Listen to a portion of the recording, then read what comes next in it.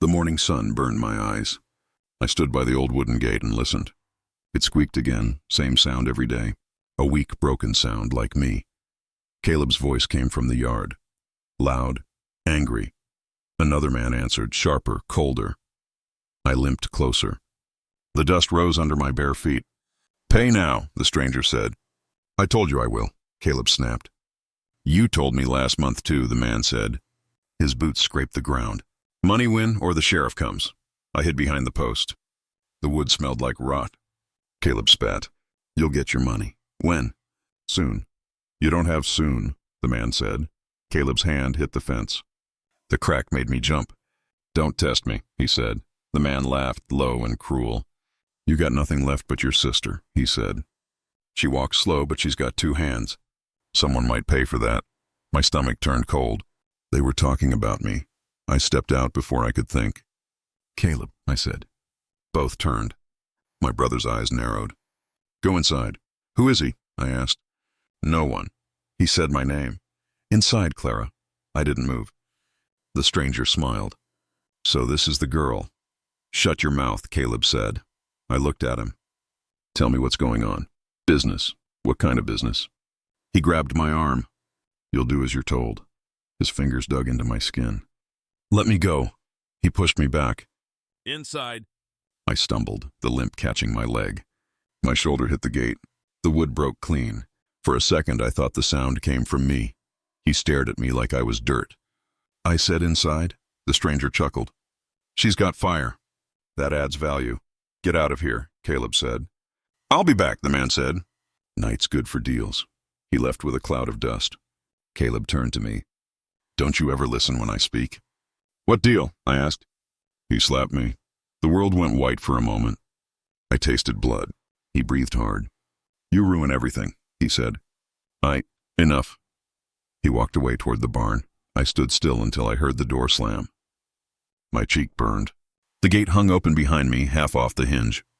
The wind pushed it back and forth, crying like a hurt thing. I went to the house. Mother sat at the table, eyes red. She didn't look at me. "Why didn't you stop him?" I asked. She whispered, "Don't start, Clara. He hit me." She wiped her hands on her apron. "Your brother's under strain. So he sells me for it?" Her hands froze. I stared. "He's going to sell me, isn't he?" Tears rolled down her cheeks. "I can't stop him. You're my mother." "I can't stop him," she repeated. I felt something break inside my chest. Not bone, something deeper. I turned away. Outside, the sun sank lower. The yard looked quiet, but I knew the quiet was fake. I could almost hear that stranger's laugh still hanging in the air. When night came, I sat on my small bed. The blanket smelled of dust and old smoke. I traced the bruise on my face with my fingers. It hurt less than the silence downstairs. The door creaked. Mother's shadow filled the room. She carried a candle. "Pack your dress," she whispered. "Why?" "Because he means it. He can't. He already did." I shook my head. "Where's he taking me?" "I don't know," she said. "He said the man will come at dawn." I felt the air leave my lungs. "Then help me run." Her voice broke. "He'd find you. I'll die here. Better that than hunted." I stared at her. "Better for who, Mother?" She couldn't answer. She placed a small cross in my palm. "Keep this," she said. "For courage." I closed my fingers around it. "I needed courage years ago," I said. She turned away. I didn't sleep. The clock downstairs ticked slow. The wind moved through the broken gate, creaking every few seconds. Each sound cut deeper. I thought of running anyway, following the moon, hiding in the fields. But my leg ached too much to run far, so I sat and waited. At dawn, wheels rolled outside. A wagon stopped near the yard. Caleb shouted something I couldn't hear. My heart hammered. I heard boots on the porch. The door opened. The stranger from yesterday stepped in. Same hat, same cold smile. He tipped it at me. "Morning, miss." Caleb stood behind him holding rope. "No," I whispered. "Don't fight," Caleb said. "Why are you doing this?" He didn't answer. The stranger tossed a coin purse. It hit the table. Coins clinked loud in the silence. Caleb didn't even count them. He just nodded. I stared at the purse. "That's what I'm worth?" He looked away. "Get in the wagon," he said. I gripped the cross in my hand until it bit my skin. "Someday," I said, "you'll pay for this." He didn't look back. The man tied my wrists loosely. I could have pulled free, but I didn't. Mother stood in the doorway, crying. She didn't move closer. Say something, I begged. She whispered, "Forgive us." I can't, I said. The wagon rolled away. The broken gate shrank behind me. Its squeak faded with the wind. I didn't know where we were going. I only knew one thing. They had taken my home, my name, and my worth, but not my soul. I closed my eyes and made a promise to the morning sky. "I'll come back," I said. "And when I do, they'll see what they sold." The wheels rattled over the dry road. The sun rose higher. I didn't look back again. The sun burned my face when I stepped outside. The road was dry and full of dust. Caleb walked ahead, not looking at me. His boots crushed the dirt like he hated the ground. "Keep up," he said. "I'm coming," I whispered. He didn't slow down. I limped, my leg aching. The sound of the town grew closer, horses shouting metal. My stomach felt cold even under the heat. I said, "Where are we going?" He didn't answer. His jaw moved tight. I knew that look. He only made that face when money was involved. I said again, "Caleb, what is this?" He turned and grabbed my arm. "Shut up," he said. "You'll speak when told." Pain shot through my wrist. I bit my lip and stayed quiet. The smell of smoke and sweat filled the air. When we reached the town square, I saw people gathering. Men with hats, women selling fruit, a horse tied to a post. A man with a scar under his eye stood near a wagon. He was counting coins into his palm. Caleb led me toward him. My throat went dry. "Something was wrong, Caleb," I said softly. "Why are we here?" He didn't look at me. He said, "You'll find out soon enough." The scarred man looked up and smiled. "So this is her?" Caleb nodded. "Yes, she's strong enough for work." "Don't mind the leg," I froze. The words felt like fire inside my head. He was talking about me like I was a tool. The man spat on the ground. "Lame one, huh?" "Half price then," Caleb frowned. "She's worth more." "She's worth what I say," the man said. Their voices blurred in my ears. I looked around. Nobody cared. A few men laughed. A child stared at me, then looked away. I said, "Caleb, please, what are you doing?" He glared at me. "Keep your mouth shut." I felt my legs shake. The scarred man, Silas Kane, I heard someone whisper, walked closer. He smelled of whiskey and dust. He looked at my face, then my limp leg. He laughed. "A fine little bargain." Caleb said, "Pay me and take her." I stepped back. "No," I said. "You can't." He grabbed my arm hard.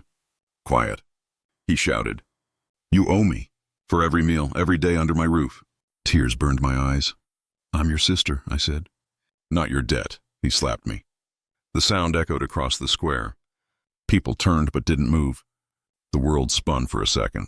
Silas said, "That's enough. Don't damage the goods." Caleb shoved me toward him. My knees hit the dirt. I felt the sting of stones against my skin. Then another voice spoke. Low, calm, steady. "That's no way to treat a lady." I turned. A tall man stood beside a black horse. He wore a dark coat and a wide hat. His eyes were quiet but strong. He didn't look like the others. Silas laughed. "Stay out of it, Reeve." The man, Thomas Reeve, I later learned, looked at me, not at them. "She's not property," he said softly. "She's a person," Silas smirked.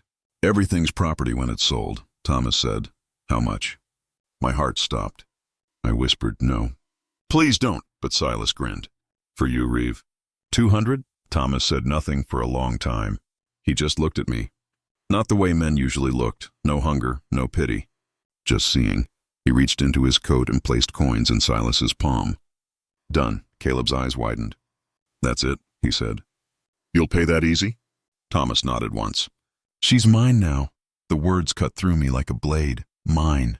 Silas laughed and pushed me forward. "Go on, girl. Your new master's waiting." I wanted to scream. I wanted to run, but my legs wouldn't move. Caleb looked at me once, cold, empty. Then he walked away counting his money. I said, "Caleb, wait, please. Don't leave me." He didn't turn. I heard him say to someone, "She was never right in the head." Then he was gone. The square grew quiet. Only the wind moved. Thomas stood a few feet away watching me. He didn't touch me. He just said, "You all right?" I whispered, "Why did you buy me?"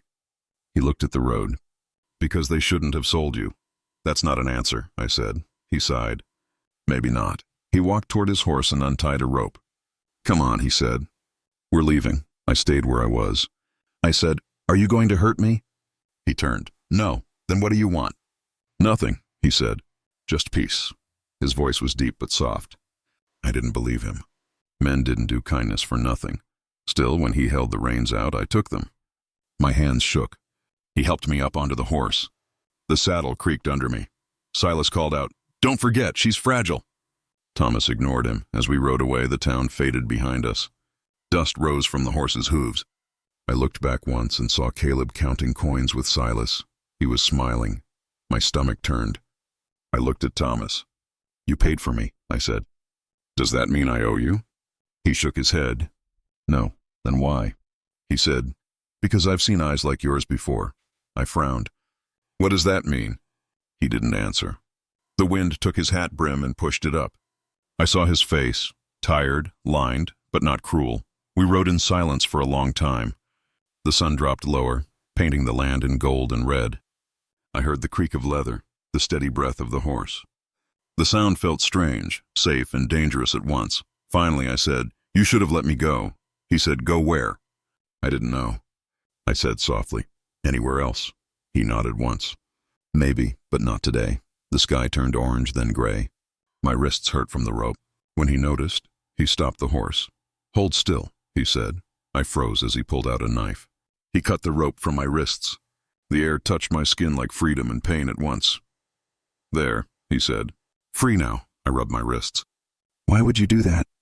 He said, "Because no one owns another soul." I didn't answer. I didn't trust the words yet. We rode again until the road turned toward the hills. He said, "My ranch is half a day from here." I said, "And what do you want me to do there?" "Eat," he said simply. "Rest, heal." I laughed once, bitter. "I don't need your charity." He looked at me, calm. "It's not charity if it's offered with respect." I didn't know what to say. The world had never used that word, respect, for me. As darkness fell, we stopped by a river. He built a small fire while I sat with my knees to my chest. The stars came out, quiet and endless. He said, "What's your name?" "Clara," I said. He nodded. "Clara, good name," I asked. "You always buy strangers?" "Only the ones worth saving," he said. "Then maybe you made a mistake." He poked the fire. "Maybe, but I'll take that chance." I watched the flames dance. The sound of crickets filled the night. For the first time in years, I didn't hear shouting. Only fire, wind, and my own heartbeat. When I lay down, I couldn't sleep. Every time I closed my eyes, I saw Caleb's face. The coins. The crowd. His hand letting me go. I turned toward Thomas. He was sitting by the fire, watching the sky. His coat hung loose around his shoulders. The light made him look tired but peaceful. I whispered, "Do you have family?" He said, "Used to." "What happened?" He paused. "The land took them. Like it takes everything." I didn't ask more. The wagon stopped after a long, rough ride. Dust covered my face and hands. My wrists ached from the rope. The sky was turning red behind the hills. Thomas climbed down first. He looked at me, not speaking. Then he said softly, "We're here." I looked around. The land stretched wide and empty. Fences ran far into the distance. A windmill turned slowly, crying in the wind. "This is your land?" I asked. He nodded once. "Mine, for now." He untied the rope around my wrists. The skin burned as it came loose. I rubbed it quietly. "You can rest inside," he said. "You're free here." The word free sounded strange. I almost laughed, but it hurt too much. "Free?" I said. "You mean until someone pays more?" He looked down, his jaw tight. "No one's buying anyone here," he said. Not anymore. I didn't believe him. Kindness had teeth. I'd learned that. But I followed him because I was too tired not to. The house was large but lonely. Wood creaked under my boots. Inside, the air smelled of smoke and bread. A fire burned in the corner, small but steady. A woman came out of the kitchen. She wore a clean apron and a wide smile. "Lord above," she said. "You brought her then?" Thomas nodded. "This is Clara Wynn." Hearing my name made me freeze. No one had said it kindly in years. The woman wiped her hands on her apron. "I'm Maggie," she said. "You look half dead, girl. Sit down." "I'm fine," I said. My voice cracked. "Fine," she said. "I can count your ribs," Thomas said. "Give her something warm." Then he stepped outside without another word. I sat at the small table. My legs shook under the chair. Maggie placed a bowl of soup in front of me. The smell made me dizzy. "Eat," she said. "Don't be proud." I hesitated, then lifted the spoon. It was the first real food I'd had in days. Tears burned behind my eyes. I turned my face away. "Don't cry," Maggie said softly. "No shame in hunger." I nodded and kept eating. The soup tasted like mercy. After I finished, Maggie gave me a blanket. "You'll sleep in the small room," she said. "Up the stairs, second door." "Why?" I asked quietly. "You don't even know me," she smiled. "The boss trusts you." "I don't trust him," I said. "Then trust me," she said. "We all start that way." I looked down. "Do I work for him now?" Maggie shook her head. "No one owns you here, child." The word child stung and soothed at once. I wanted to believe her, but the world had lied before. That night, I found the small room. The bed was clean, the window open, the moonlight painted silver on the floor. I sat down slowly, afraid to touch anything. The blanket smelled of soap and wood. It felt like something from another life. I closed my eyes. But sleep didn't come easy. Every sound made me jump. Wind, hooves, the barn door. My body was safe, but my mind was still trapped. I thought of my mother's face, the way she looked away when they sold me. I thought of Caleb counting money, of how he said, "You're a debt, not a sister." My chest tightened. I wanted to scream. Instead, I bit the blanket and cried quietly. A knock came at the door. I wiped my eyes fast. "Clara?" It was Thomas's voice. "Yes?" I said softly. "You need anything?" I hesitated. "No," he didn't leave. "You don't have to be afraid," he said through the door. "I'm not," I lied. "I know fear when I hear it," he said. "It sounds like mine." I didn't answer. He waited a few seconds, then said, "Good night." His footsteps faded down the hall. I sat there listening. His words stayed in my head. "It sounds like mine." The next morning, the sun came through the window. Maggie knocked once and came in with a smile. "Breakfast," she said, "if you're strong enough to eat again." "I'm not used to kindness," I told her. She laughed. "You'll get used to it." I followed her downstairs. Thomas was already at the table drinking coffee. He looked up when he saw me. "Morning," he said. "Morning," I said quietly. He nodded at the plate in front of me. "Eat, you'll need strength." "For what?" I asked. "For whatever you decide to do next," he said. I frowned. "You mean I can leave?" He shrugged. "The road's there. No one's stopping you." I looked out the window. The open land stretched far and wide. Freedom looked too big to touch. "I don't know where to go," I whispered. "Then stay," he said simply. "Until you do." Maggie looked between us and smiled. "I'll be in the kitchen," she said, leaving us alone. We ate in silence for a while.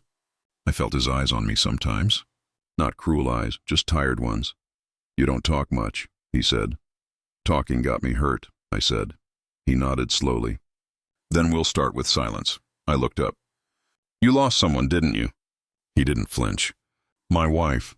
"I'm sorry," I said. He looked out the window. "Don't be. The land takes what it wants." I didn't know what to say, so I said nothing. That silence felt honest. After breakfast, he showed me around the ranch.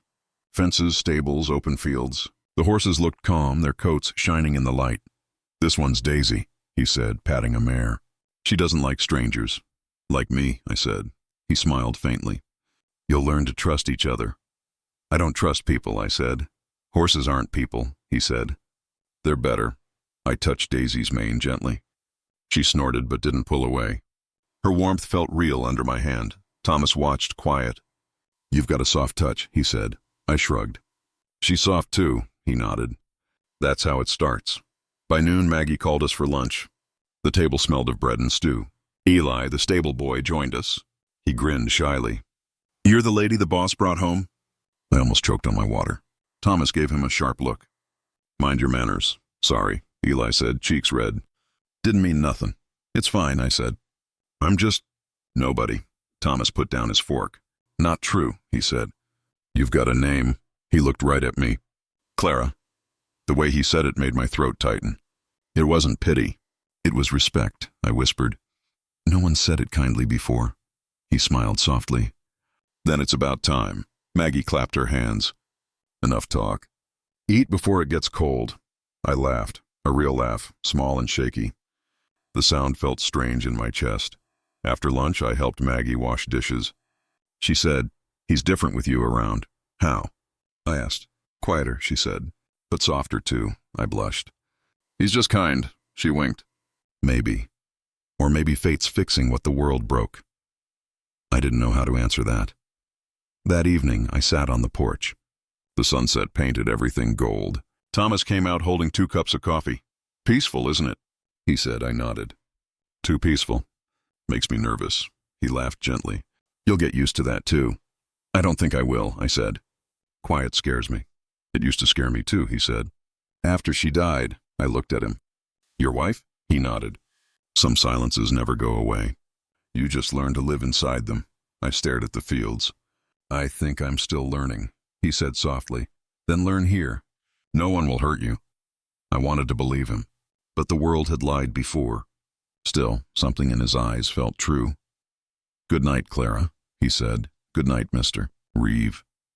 "Thomas," he corrected. "Good night, Thomas," I whispered. He smiled and went inside. The door clicked softly. I stayed on the porch until the stars. The mornings came quiet on the ranch. No shouting, no anger, only wind. I woke early every day, though I didn't have to. The sun rose slow over the fields, painting the world in pale gold. I liked watching the light move across the barn wall. It felt like proof that time was still moving, even when I felt stuck inside it. Maggie said, "You don't need to work yet, child." "Rest your leg. I can't just sit," I told her. "I need to help." She smiled. "Help then, but help slow." Her laugh sounded like home should have sounded, warm, safe, honest. But I'd never had that kind of home before. Thomas was already outside, fixing the fence. He always worked alone, even when the men offered to help. His shirt sleeves were rolled up, his hat low, hammer steady in his hand. The man barely spoke, but his silence said more than words. I stood by the gate for a while, watching him. He didn't look at me, but he knew I was there. "Morning," he said finally. "Morning," I replied. He nodded once, still hammering. The sound of the nails hitting wood echoed across the field. I asked softly, "You do this every morning?" "Everyone," he said. "Things break easy out here. Fences, tools, people." His last word hung in the air. He didn't look up, but I saw something heavy behind his voice. Sadness, maybe, or memory. I said, "Maybe things break so they can be fixed again." He stopped hammering. Then he said, "Maybe." Later that morning, Maggie sent me to bring him water. I walked slow, careful not to trip on uneven ground. My limp always showed more when I was tired. He turned as I reached him. "Careful," he said quietly. "The ground's soft there." "I'm used to it," I told him. "I've been walking on soft ground most of my life." He looked at me then, really looked. Not at my limp, not at my scars. "At me, your leg," he said. "What happened?" I hesitated. "A horse. When I was little," he nodded once. "Bad break?" "Worse, doctor," I said. He gave a small smile, quick but real. Then he said, "You still walk fine enough. You're stronger than you think." I almost laughed. "People usually say I'm slower than I look." He wiped sweat from his brow. "They don't see right then." We worked together a few days after that. He didn't talk much, and I didn't ask for more. Sometimes silence is safer than conversation. One morning he pointed to the horses. "You ever handle one before?" "A few," I said, "but none that liked me." He handed me a brush. "Try this one. Name's Glory, gentle as wind." I walked up slowly. The horse's eyes were wide, calm. I touched her neck, soft as silk. She flinched a little at first, but then leaned into my hand. "She likes you," he said. "Or she pities me," I said with a grin. He laughed, just once. It sounded strange, deep, like a sound he'd forgotten how to make. Days passed that way. He worked, I helped. We spoke little, but I started learning his rhythms. He always checked the sky before eating. He always said grace under his breath, never out loud. He never sat in the chair across from his wife's photograph. And every evening after supper, he walked to the hill behind the barn, alone. One night, I followed from a distance. He didn't see me. He kneeled by a wooden cross. He stayed there for a long time, head bowed. When he finally spoke, the words drifted on the wind. "I'm sorry, Anna," he said. My chest tightened. He wasn't a hard man. He was a hurt one. I went back before he saw me. That night, I couldn't sleep. The next morning, he asked, "You didn't sleep?" I looked at him in surprise. How did you know? You've got eyes like mine, he said. Eyes that remember things they shouldn't. I didn't answer. He didn't ask again. Later, we worked near the barn together. Glory was restless that day, snorting and stamping. Thomas held the rope firm. She's spooked, he said. Something's got her nerves. I walked closer. Maybe she feels the storm, he frowned. Storm? I pointed to the dark line far off the hills. He squinted. You're right.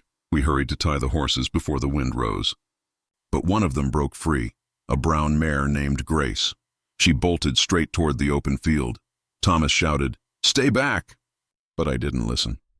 I ran after her, limp and all. The ground was uneven, the sky already gray. I grabbed for the rope trailing behind her, missed and fell hard on my side. The air shot from my lungs.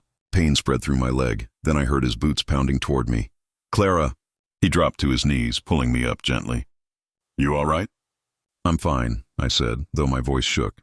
He looked angry, not at me, but at the world. "You could have been trampled." "I've been trampled before," I said softly. "Just not by horses." He stared at me for a second. Then, without a word, he helped me stand. His arms stayed around me until I found my balance. We caught the horse together after that. He spoke to her like a person. "Easy now, girl. No one's gonna hurt you." When she calmed, he turned back to me. "You handled her well," he said. "Brave, stupid, but brave." "I'll take that," I said, smiling. He smiled too, just a little. Then he noticed my scraped hand. "Let me see." "It's fine." "Let me see," he repeated. I held it out. His touch was careful, slow. He cleaned the cut with his handkerchief. I winced. "Sorry," he murmured. "It'll sting." "I've had worse," I said. He looked up. "I believe that." That evening, Maggie scolded me for chasing the horse. "Girl, you'll break that leg again." I was fine, I said. Thomas walked in then. "She was brave," he told Maggie. "Reckless but brave." Maggie raised an eyebrow. "And you encourage her?" He smirked. "Can't stop a heart once it starts beating again." I froze. The words hit harder than I expected. He said it like he didn't even realize what it meant. But I heard it anyway. Maggie winked at me behind his back. I blushed and busied myself with washing dishes. After supper, he sat on the porch, staring at the stars. I joined him quietly. He said, "You ever look up there and wonder if someone's watching?" "Sometimes," I said, "but I think they stopped watching me a long time ago." He turned his head. "Don't say that." "No one's ever unseen." "Not truly. Even broken people?" I asked. He nodded slowly. "Especially them." We sat in silence for a while. The wind brushed against my hair.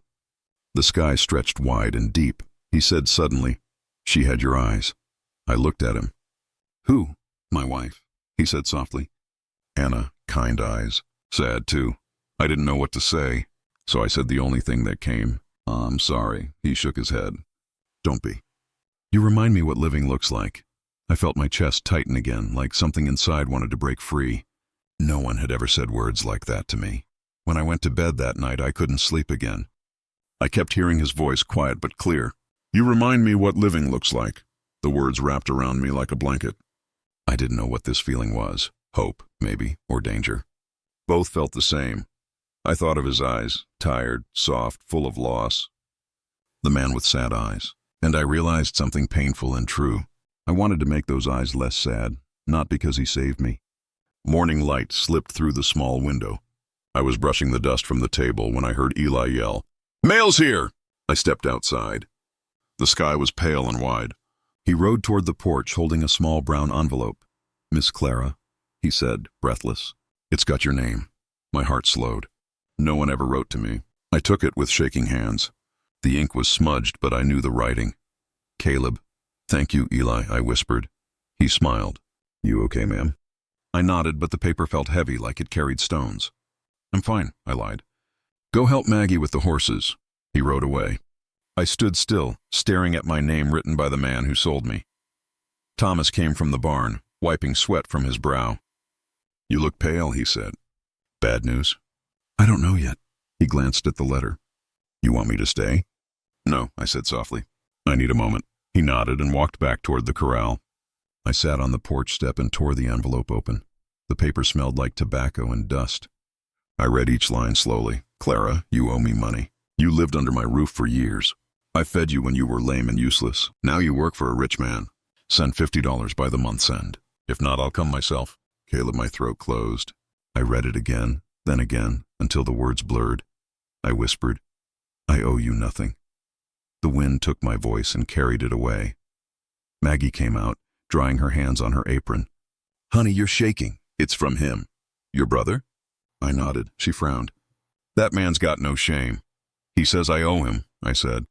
For being born wrong. Maggie knelt beside me. Don't you believe a word of that? You paid with pain already. Tears filled my eyes. He'll come. If he does, she said, he'll have to face Mr. Reeve. I looked toward the barn where Thomas worked. He didn't know yet. I didn't want to bring that darkness to his door. Maggie sighed. You gonna tell him? I don't know, I said. He's got enough ghosts. Maybe that's why he'd understand, she said gently. That evening, I found Thomas sitting at the table, reading by lamplight. I held the letter behind my back. He looked up. You didn't eat? I'm not hungry. He closed his book. You want to talk? I hesitated. It's from my brother. He nodded slowly. What did he say? He wants money. Says I owe him for raising me. Thomas's jaw tightened. You owe that man nothing, I know. But he'll come if I don't pay. Let him, Thomas said. He can't take what you've built here. I smiled weakly. He already took everything once. Thomas leaned forward. You're not alone now. His voice was calm, steady as the land. But my stomach twisted. What if he hurts you? What if he burns this place? He shook his head. He's a coward. Men who sell family for coins don't stand in the open. I looked at the letter again. Maybe I should write back. Thomas frowned. What for? I need him to hear me, I said. I never had the last word. He sighed. Sometimes silence speaks louder. Not to men like him, I said. He studied me for a moment, then nodded. If you must, then write. But write for you, not for him. Later that night, I sat alone at the table with a candle burning low. The paper glowed in orange light. My hands were steady now. I began to write. Caleb, you once called me lame. You said I'd never stand on my own. But I'm standing now, with my own work, my own name. You took my childhood and sold my peace. But you can't take my heart. I owe you nothing but my scars. Don't come. I've buried the girl who used to fear you. Clara, I folded the paper and sealed it. When I looked up, Thomas was standing in the doorway. You're still awake, he said quietly. I had to finish it. He walked closer, his shadow long across the floor. You wrote him? Yes. He picked up the letter, reading the first line. Strong words, he murmured. I needed to say them, I said. He nodded. Then it's done, I smiled faintly. Sometimes I wish saying things made them disappear. Sometimes it does, he said. Sometimes it just shows who we've become. I watched him sit down and pull another paper from his coat. A folded letter, old and thin. What's that? I asked. He looked at it a long time before answering. My wife's last letter. My breath caught. You still keep it? Every day, he said. She wrote it before she died. I never opened it until last winter.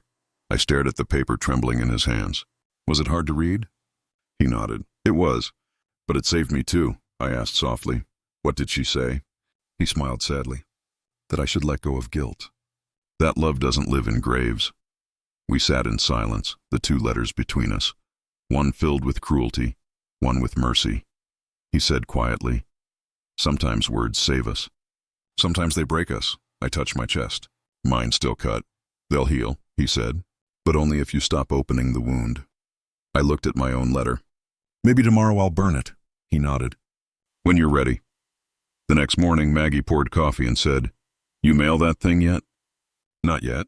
You sure you even want to? I stared at the sealed envelope. I don't know. Eli came running in, mud on his boots. A man asked for you in town yesterday. My stomach dropped. What man? Didn't give his name, Eli said. Just said he'd be back.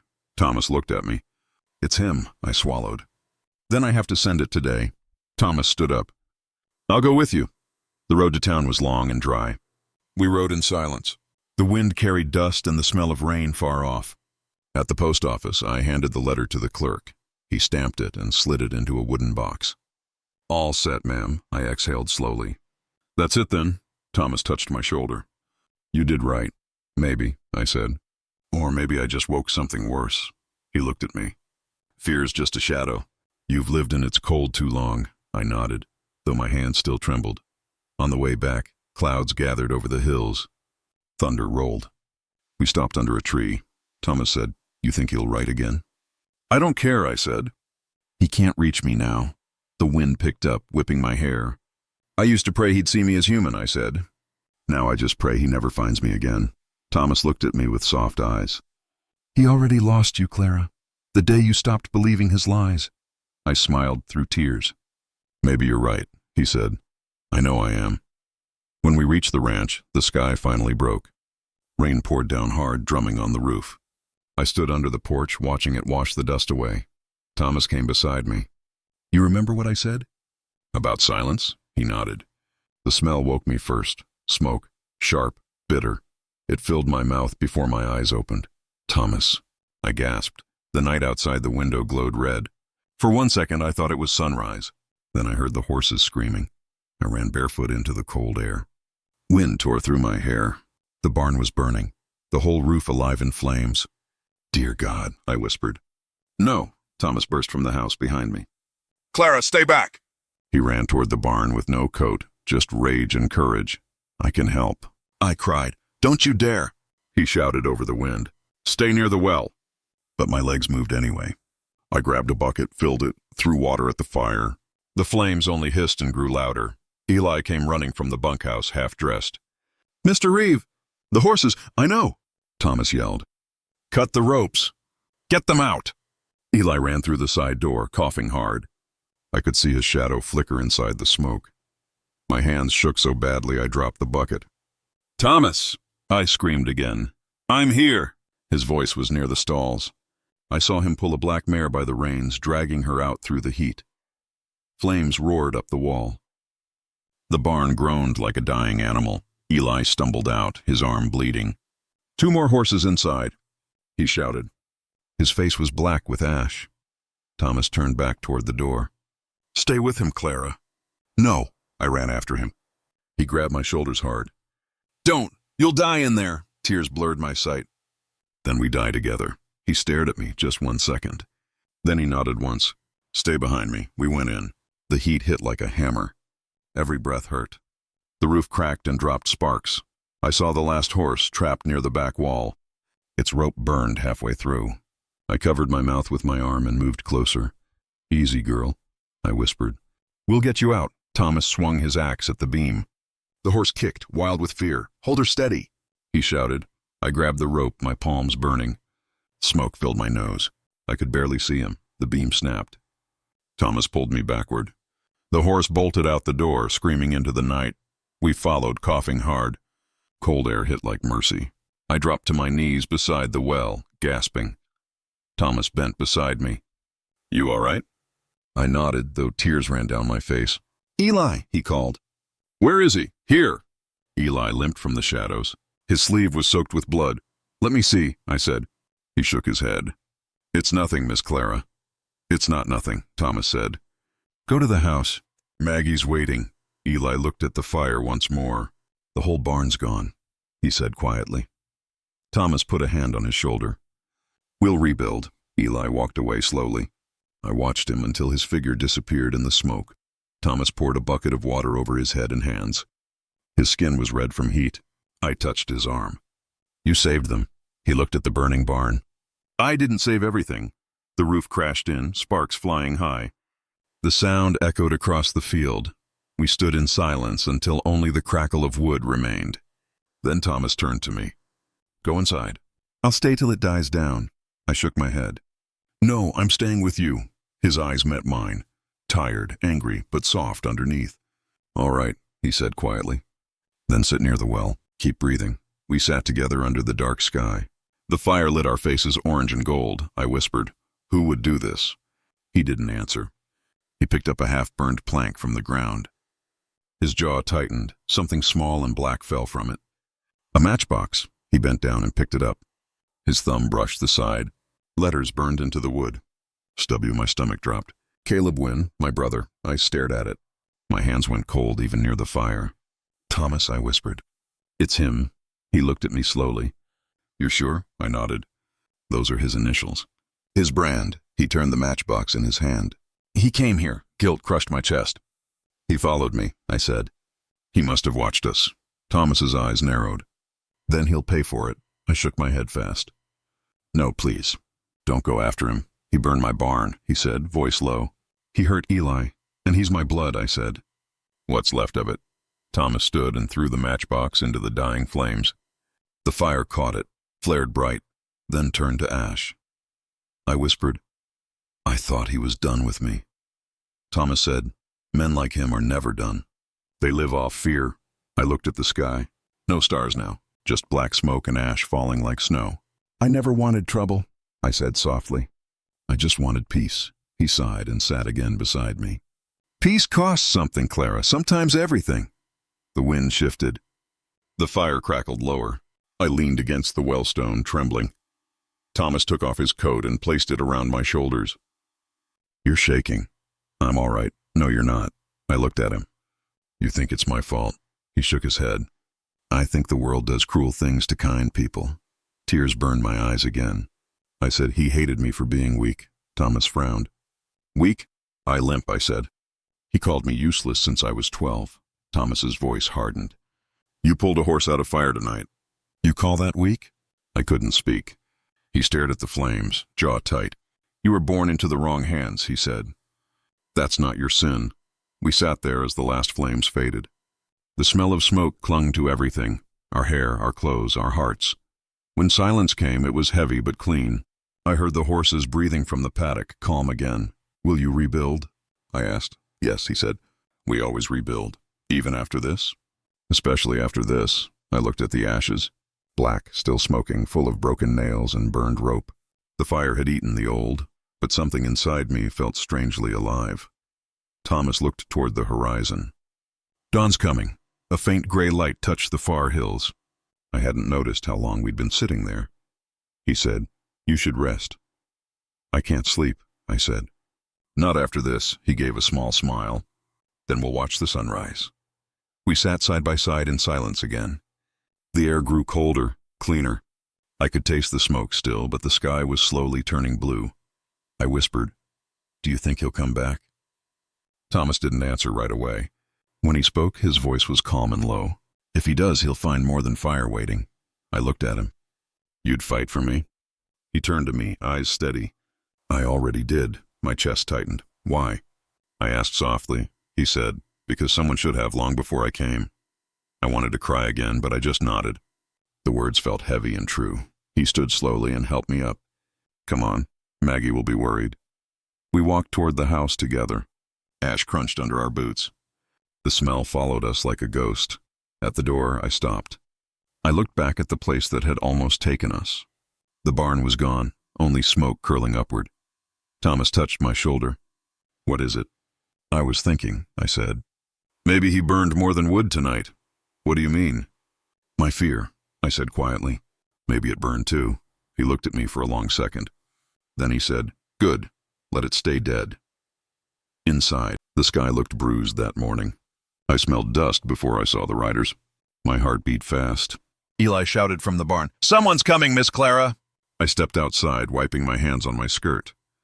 The sun hit my eyes. Then I saw him. Caleb, my brother. He rode at the front, smiling like a man who owned the world. Behind him were two others, one of them Silas Kane. My stomach turned cold. I whispered, Why is he here? Maggie came to the porch. Her face went pale. That's your kin? She asked. Not anymore, I said. Caleb stopped his horse near the gate. He looked at me like I was dirt on his boot. Well, well, he said loudly. Look who's living high now. Thomas came out from the stable, calm as always. He wiped his hands, then stood beside me. His voice was steady. You have business here? Caleb grinned. I do. I came for what's mine. I felt my chest tighten. I'm not yours, I said. He laughed. You were born in my house, weren't you? You owe me for every crumb you ate, Thomas said softly. You sold her like cattle. You lost that right. Caleb turned his horse toward him. You think you can buy respect, Reeve? You think the town believes you? They already talk. They say you bought yourself a crippled woman for company. His words hit me like stones. People had stopped near the fence, whispering. Their eyes burned with judgment. Stop, I said, my voice shaking. You don't know what you're saying. "Oh, I know," he said. "You fooled him, same way you fooled everyone." Poor broken Clara, playing innocent. "You should thank me for giving you to a rich man," Maggie gasped. "That's enough!" Caleb ignored her. "You think anyone believes you didn't crawl into his bed the first night?" I slapped him. The sound cracked through the air. For a second, nobody moved. Then Caleb smiled, slow and cruel. "There she is," he said. "The little snake." Thomas stepped between us. "Get off my land," he said. Caleb sneered. "Make me." Silas Kane laughed behind him. "Easy now," Silas said. "We don't want blood. We just want what's fair. She owes her brother money." Thomas's jaw tightened. "She owes him nothing." Silas reached for his gun. Eli shouted from behind the barn, "Sheriff!" "Sheriff's coming!" Caleb cursed and pulled his reins. He pointed a finger at me. "This isn't over," he said. "You'll see what truth feels like." Then he rode off. Dust followed him like a curse. That night, the town changed. Everywhere I went, people stared. Whispers followed me like shadows. At the store, Mrs. Alder looked away when I said hello. At the well, 2 women stopped talking when I came close. When I walked back to the ranch, I felt smaller with every step. Thomas met me at the porch. "You don't have to go into town again," he said. "I can't hide," I said. "If I hide, his lies win," he sighed. "Then we'll face it together." I looked at him, his tired eyes, his steady calm. "You shouldn't suffer for me," I said. He smiled faintly. "You think kindness is suffering?" I wanted to speak, but the words stuck. I just nodded. The next morning, I went to the sheriff's office. Deputy Cole sat behind the desk, cleaning his revolver. He looked up when I entered. "Miss Wynn," he said. "Heard some noise in town yesterday." I swallowed hard. "Noise is right. Lies, too." He leaned back in his chair. "What kind?" I hesitated. My throat burned. "My brother says I'm living in sin. Says I was bought. Says I'm no better than—" Cole raised his hand gently. "I get the picture. I didn't do anything wrong," I said. My voice cracked. I was sold. I didn't choose it. I just survived. He nodded slowly. "You don't need to explain." "Not to me." "Then why doesn't anyone believe me?" I asked. Cole looked toward the window. "Small towns like to talk. Truth moves slower than gossip." I sat down. "Then help me make it move faster." He studied me for a long time. Finally, he said, "Sometimes justice starts with one brave voice." "You willing to be that voice?" My hands trembled. "If I have to stand alone, yes." He nodded once. "Then I'll stand near enough." When I left the office, the sun was already low. The street was quiet, too quiet. Then I heard laughter near the saloon. Caleb. He stood on the steps, drink in hand, telling his story to anyone who'd listen. "She begged me," he said loudly. "Begged me to sell her, said she wanted a rich bed." Men laughed. I felt something inside me snap. I walked straight toward him. The crowd turned. He grinned when he saw me. "Speak of the devil," he said. "Come to prove me right?" "No," I said. "I came to stop you." "Stop me?" He laughed. "You can't even walk straight." I ignored the laughter. "I forgive you, Caleb," I said softly. "Not because you deserve it, but because I won't carry your poison anymore." The crowd went silent. Caleb's smile faltered. "What did you say?" he asked. "You heard me," I said. "You sold your sister for coin. You lost your right to shame me." He stepped closer. "Watch your mouth, girl." "I'm not your girl," I said. "I'm the woman who survived you." He grabbed my wrist tight enough to hurt. Before I could pull away, Thomas's voice cut through the air. "Let her go." The crowd parted as Thomas walked up, calm and solid as stone. "Don't make me repeat myself," he said. Caleb laughed weakly. "Look who comes to save her." "Her rich savior." Thomas didn't move. "You think being loud makes you strong," he said. "But I've seen real strength. It doesn't brag, it endures." "Big words," Caleb said. "You think folks believe you?" Thomas looked at the crowd. "They know truth when they hear it," he said. Then louder. "You sold your sister for coin. You sold your soul for less." Gasps rippled through the people. Caleb's face went red. "That's a lie," he shouted. Cole stepped out from the doorway behind him. "Funny," the deputy said, holding up a paper. "Because I got your debt records right here. Signed with your name. Paid with her life." The silence that followed was heavy. Caleb turned pale.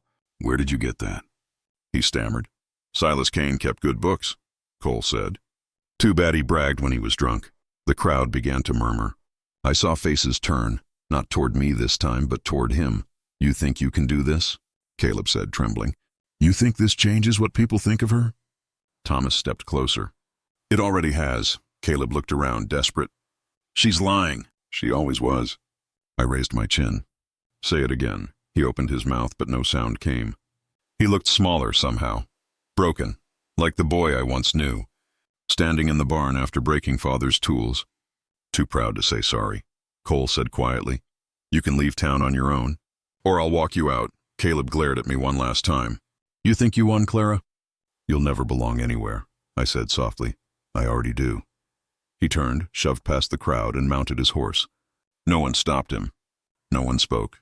The dust rose behind him again, same as before, but this time I didn't watch him go. The town stayed silent for a long moment. Then Mrs. Alder came forward. I'm sorry, Miss Wynn, she said quietly. We didn't know, I nodded. The wind hit the barn door so hard it shook. I stood near the fence, my heart beating fast. The sky was red like fire. I felt it coming, trouble, pain, revenge. Thomas, I called. You should stay inside. He turned from the corral. I can't. He's here. The road dust rose behind a dark horse. Caleb rode fast, gun hanging at his side. I felt my legs go weak. My limp dragged in the dirt, but I moved forward. Stay back, Thomas said. I can't, I whispered. He came for me. Caleb stopped in front of the gate. Nice ranch, he said. You live well, sister. I live honest, I said. He laughed hard. Honest? You live on another man's money. Thomas stepped beside me. Watch your mouth, Caleb smirked. Rich rancher playing hero. You bought her like cattle. That's a lie, I said. He spat near my feet. Everything about you is a lie. My hands shook. You sold me, Caleb. You sold your own blood, he shrugged. Debt is debt. I had to pay, by killing family, Thomas said. You call that business? Caleb drew his gun a little. Don't preach, stranger. You think I don't know what kind of man you are? Thomas's eyes narrowed. Say it. You hide your dead wife's ring, Caleb said. You pretend to save broken girls to fill your empty bed. Stop, I cried. He laughed again, cruel and loud. You see, Clara? He's no saint. None of us are. I stepped closer. Maybe not, but at least he never sold a soul. His smile faded. You always thought you were better. I never thought that, I said.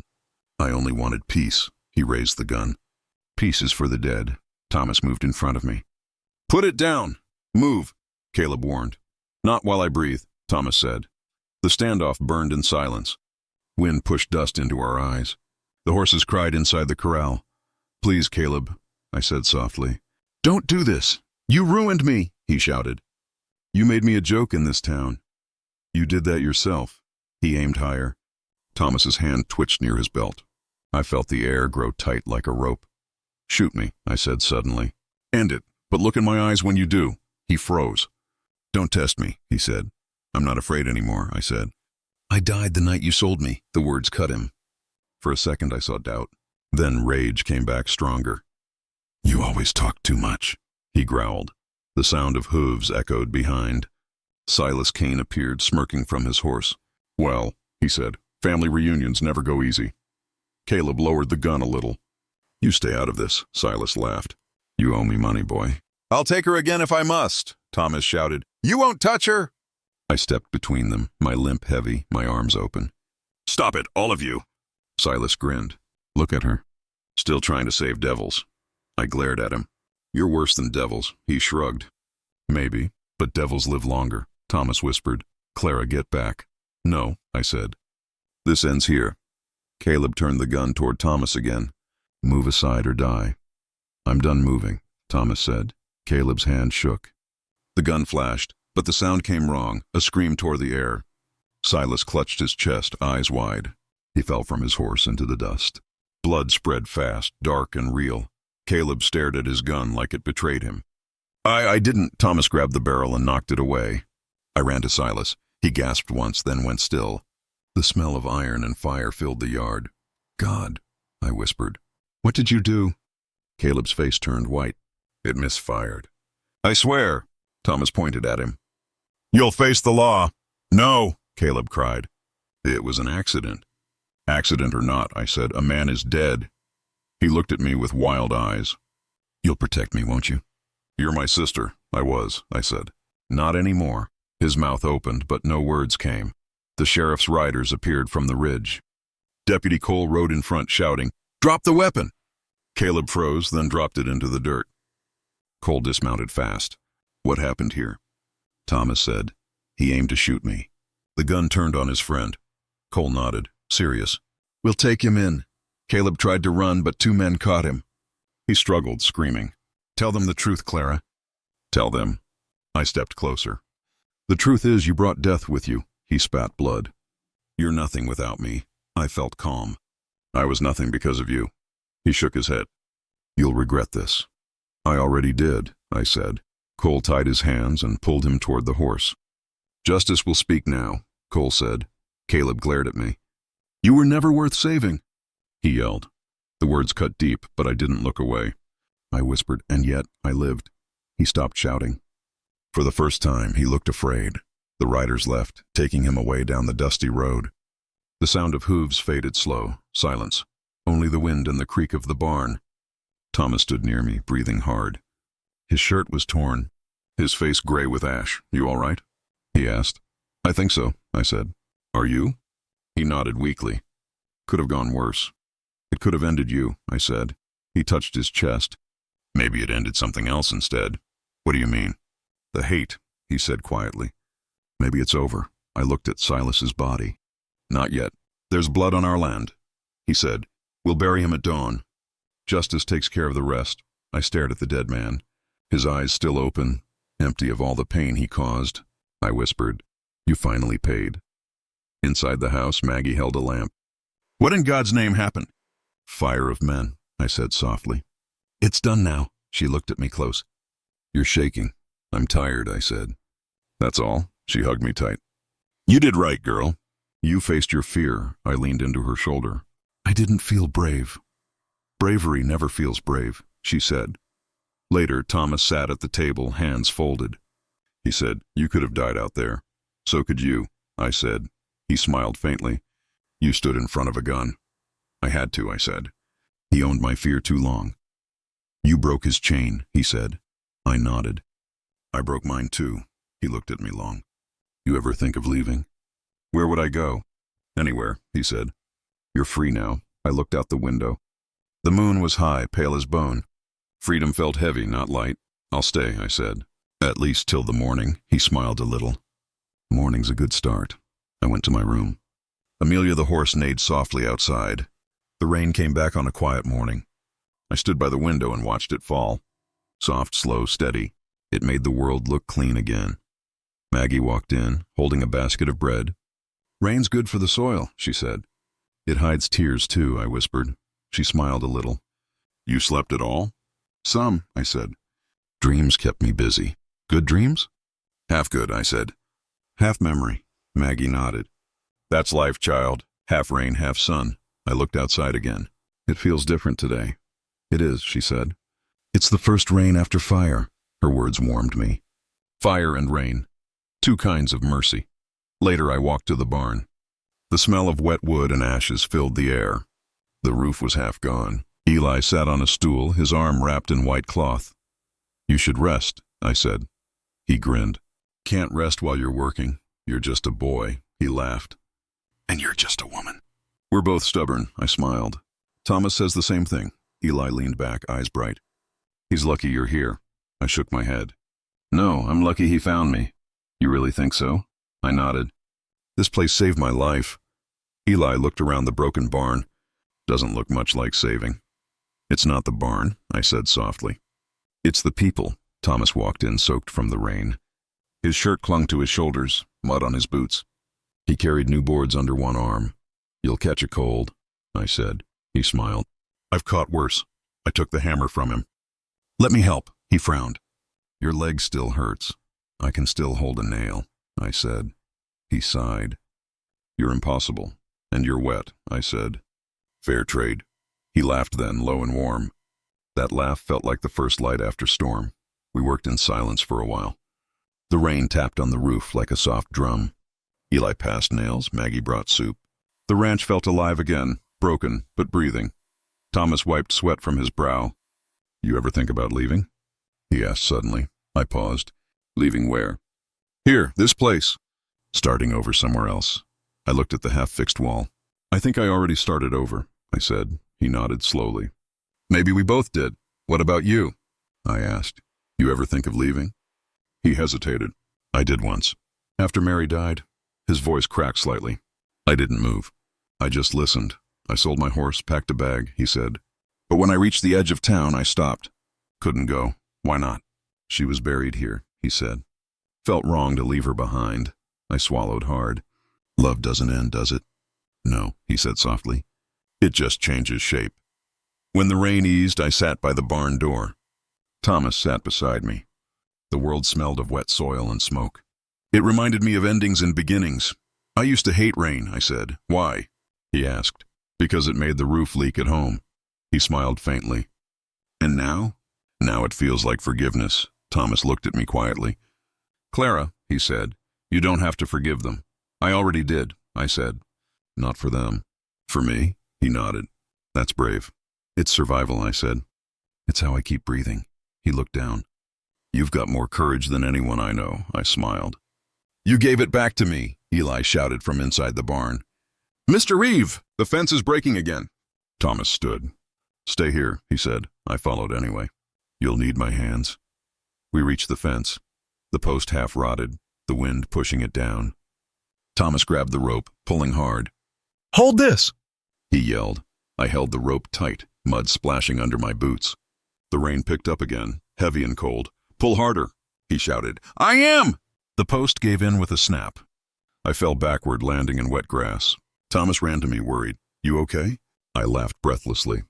I think the mud likes me. He laughed too. You scared me. I scare everyone, I said, smiling. He offered his hand. Come on, Miss Trouble, I took it. You like trouble? Only you're kind, he said, eyes soft. Something warm moved through me. Not fire, but something gentler. Like quiet rain after storm. That evening, Maggie called us for dinner. The smell of stew filled the room. Eli was already at the table, trying to sneak bread. Hands off, Maggie warned. He grinned. I'm starving. You ate an hour ago? Still starving. I laughed, sitting beside him. Thomas walked in, hair still damp, carrying a small box. Maggie eyed it. That better not be trouble. Thomas smiled. No, just something long overdue. He handed the box to me. My fingers trembled a little. What's this? Open it. Inside were new leather boots, dark brown, shining softly in the firelight. I looked up, speechless. They're beautiful. They're yours, he said. I can't take them. You can, he said firmly. And you will. Why? I whispered. He leaned closer. Because no one calls you lame again. The room went quiet. Even the rain outside seemed to stop. My eyes burned. I tried to smile, but tears won. Thomas. He shook his head gently. Don't thank me. Just wear them. After dinner, Maggie hummed an old tune while cleaning up. Eli pretended not to be tired. Thomas sat by the fire, carving wood in silence. I sat across from him, holding the boots on my lap. They fit? He asked. I didn't try yet, I said. Then try. He smiled. I slipped one boot on. It hugged my foot perfectly. Firm, strong, new. For a second, I didn't feel the limp.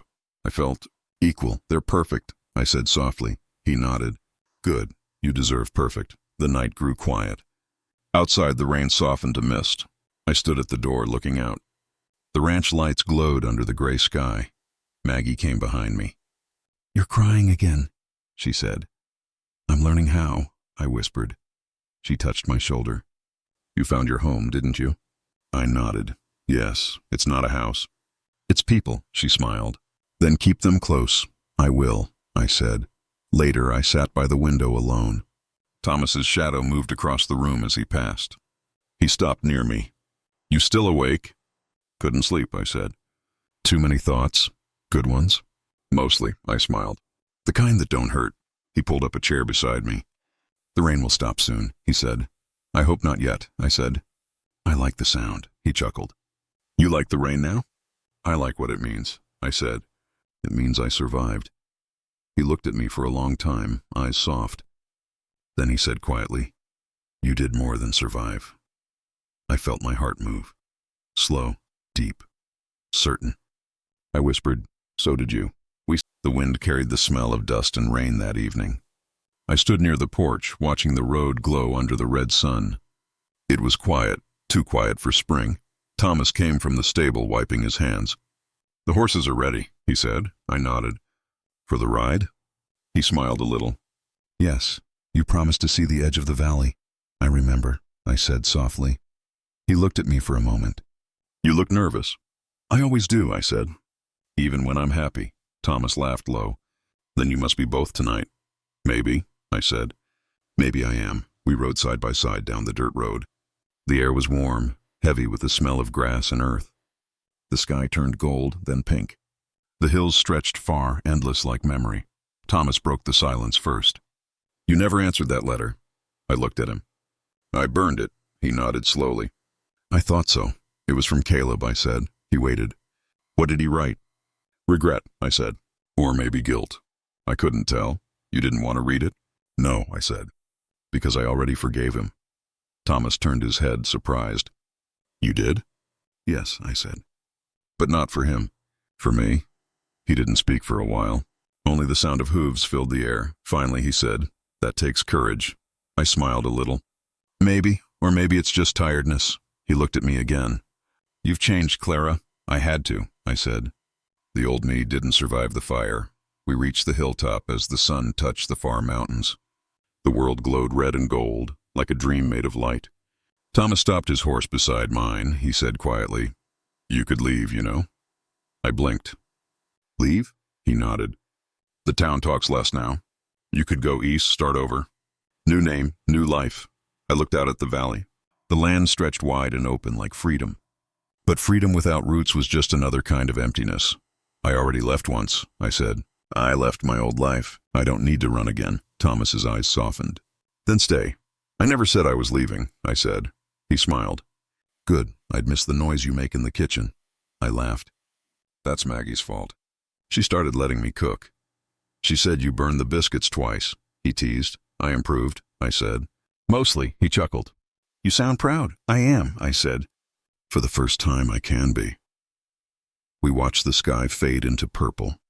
Silence hung between us, but it wasn't heavy anymore. I felt peace sitting there, breathing the same air, feeling alive. Thomas broke the quiet. "When I first saw you," he said, "you wouldn't even look at me." "I didn't trust men," I said. "I know," he said. "And I didn't trust myself." I turned to him. "What changed?" "You did," he said simply. My throat tightened. "Thomas?" He looked away toward the valley. "My wife, she used to say everyone deserves a second chance. I didn't believe her then. Now I do." I swallowed hard. "I think she'd like that." He nodded. "Maybe she'd like you too." We started riding back as stars appeared one by one. The air cooled. The crickets sang softly. I said, "Do you ever miss her?" "Every day," he said. "But missing her doesn't hurt like it used to. It reminds me I once loved deeply. That's something worth keeping." I smiled. "I think she'd be proud you didn't close your heart." He looked at me. Maybe she'd be proud I opened it again." I didn't answer. I couldn't. The words sat heavy in my chest, warm and new. Halfway home, we stopped near the river. The water glimmered under the moonlight. Thomas got off his horse and walked closer. "Do you remember the first time you came here?" he asked. "Yes," I said. "I was afraid of falling. You were afraid of everything," he said gently. I nodded. "Now I'm not." He looked at me. "So what do you want now?" I thought for a moment. "I want peace," I said. "Not riches, not revenge. Just peace," he smiled. "You've already found it." "Maybe," I said. "But peace feels strange after pain." He took a small stone and threw it into the river. "It takes time," he said. "Even rivers carry memory." I bent down, picked up a flat stone, and threw it too. It skipped once, twice, then sank. "I guess I still have things to let go," I said. Thomas smiled. "We all do." We reached the ranch gate as the moon rose high. The old wood creaked like an old friend. Thomas dismounted and held the gate open. "Home," he said quietly. I looked at the house, warm light in the windows, smoke from the chimney, the smell of bread from Maggie's oven. "Home," I echoed. The word no longer hurt. As I walked my horse inside, Thomas touched my shoulder. "Clara," he said softly. I turned. "Do you ever think about what they did to you?" "Sometimes," I said. "But it feels far away now. Does it still make you angry?" No, I said. They sold me for being broken, but I became whole. He looked at me like he wanted to remember that forever. Then he said, "You make this place feel alive again." I smiled. "So do you." Inside, Maggie sat by the fire with Eli. They looked up as we entered. "Back so soon?" Maggie asked. "The valley looked smaller than I remembered," I said. Eli grinned. "You say that every time," I laughed. "Then maybe I should stop going." Thomas shook his head. "No, keep going. It keeps you free." Maggie poured tea for both of us. Her eyes softened when she saw my smile. "You look peaceful," she said. "I feel it," I said. "It's strange but good," she nodded. That's how healing starts. Later, after everyone slept, I sat by the window. The moonlight fell on the old boots Thomas gave me after the fire. They were scuffed but strong. I whispered, "You carried me farther than I dreamed." Outside, the wind moved through the trees. It sounded like a voice, gentle, kind. I remembered my mother's hands, my brother's eyes, my old home. For a long time, I hated them all. Now I just felt distance, like looking through rain. I whispered again, "I forgive you." Not for you, but for me. The words felt light. They floated away into the night. I thought about the promise road ahead. Not the road of escape, but the road that starts when pain ends. The one that leads back to love, to life. Thomas had said once, "Every scar tells a story." I touched mine. It no longer burned. I smiled to myself. Then mine tells the truth. When I finally lay down, I heard the ranch breathe around me. The horses snorted softly in the stable. The fire cracked once and died. The wind whispered through the open window.